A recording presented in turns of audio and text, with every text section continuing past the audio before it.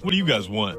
Hey, Jalen, look what we got. Where'd you get that? Took him from some chumps in L.A. Pretty cool, huh? It's okay. He's not that good. Whatever, one of the best two-way players in the league. You guys are so screwed. Nuh-uh, we got Mikal Bridges now. Ha! Mikal Bridges. What, are you guys poor or something? Anyways, we gotta go show our Paul George off some more. Hey, guys, look what we got. So? Screw them. Let's go talk shit to Giannis. Owe him a trophy. That's what I owe this organization. This is a window that we're trying to capture.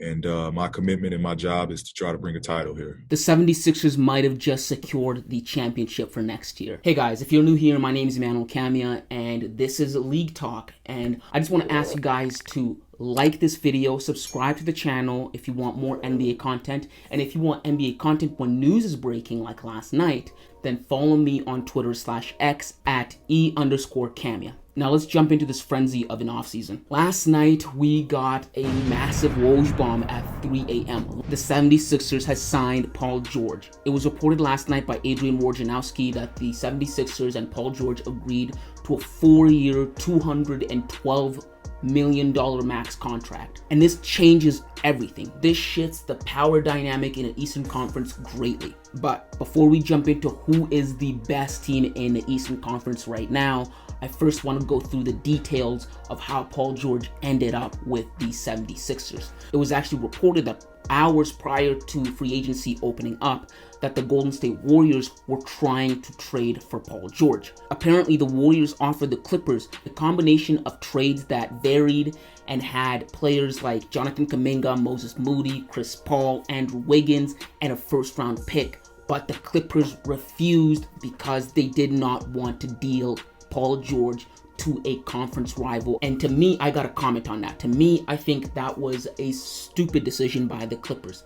If you ever wonder why the Clippers have never won a championship, it's because of decisions like this. If you look at the history of the Lakers and the history of the Clippers, it's the little brothers that just can never get it right. It's because of decisions like this. Why? Well, because they let Paul George essentially walk for free. And that's the dumbest thing they could have possibly done considering how Paul George got to the Clippers.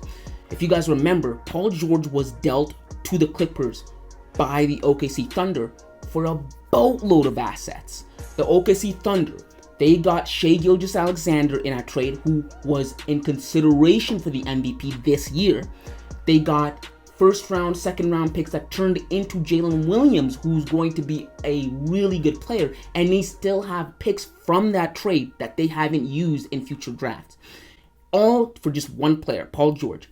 And so to me, the amount of assets that the Clippers gave up for Paul George, they needed to atone for it by at least getting something back for Paul George in a trade, in a sign-and trade, instead of just letting him walk and going and getting a max contract in a different conference. They should have taken one of the trades from the Warriors that included Jonathan Kuminga, because I think Jonathan Kuminga is a great player right now, and he's going to be a great, an all-star caliber player in the future.